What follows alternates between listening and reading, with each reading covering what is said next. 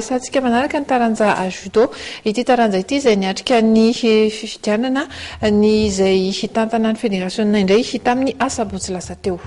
Mbola Andriamatoa sy Tiandrandrena Soloneko izay fantantana teo aloha ihany mbola hitantana ny federasionina malagasy ny taranja judo mandritra ny efa-taona indray hitotosa ny asabotsy maraina teo tetsy amin'ny Carleton Nosy ny fifidianana izay filoha vaovao izay. Mbola lany fandroany hitantana ny federasionina malagasy ny taranja judo mandritra ny efa-taona indray Andriamatoa sy Tiandrandrena Soloneko tamin'ny vato 12 tamin'ireo 14 nandatsabato no nahalany azy. Ny asabotsy maraina teo no tanterahana tetsy amin'ny Carleton Nosy ny fifidianana. Tableau d'Assitène. Las vato roa pikady mandery mandatsaka misa mangataka azy rehefa avy eo iverina ety amin'ny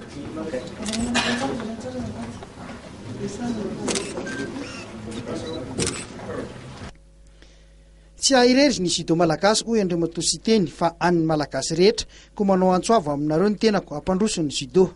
Mora manao zavatra ary ny judo eto Madagasikara tsy any sy Tiandrandrena Soloneko fa tsika rehetra.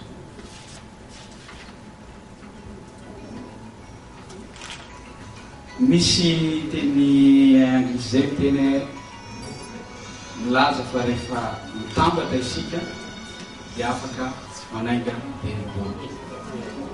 Ka izany indrindra no message tiako ampitaina ho antsika rehetra hoe tapitra zay ny élection andeha isika hiariasy ifandray tanana ampandrosoana ny judo malagasy. Ho an'ny kandida patrika kosa dia natotosa atsakany sy andavana izay ny fifidianana dia nisy ihany ny indro-kelo izy. Ligy telo no nametrahany ity farany fitarainana dia ny ligina Analamanga, Itasy ary ny Analanjorofo.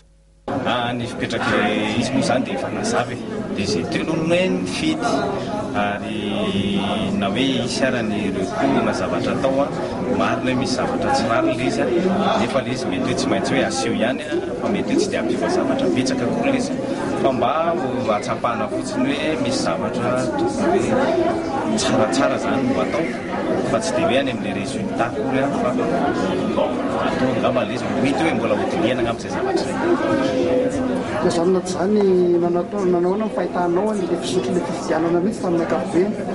Nafinaritra aloha le izy satria afaka hoe nanazava sy nametraka ny hoe mba etaeta zany na dia hoe tsy tonga lafatra raha le izy dia inona moa no teninina fa fifidianana na dia nafana aza ny ady-hevitra mialohan'ny fifidianana dia azo lazaina ho nanjaka ny toe-tsaina sportif ny fair play.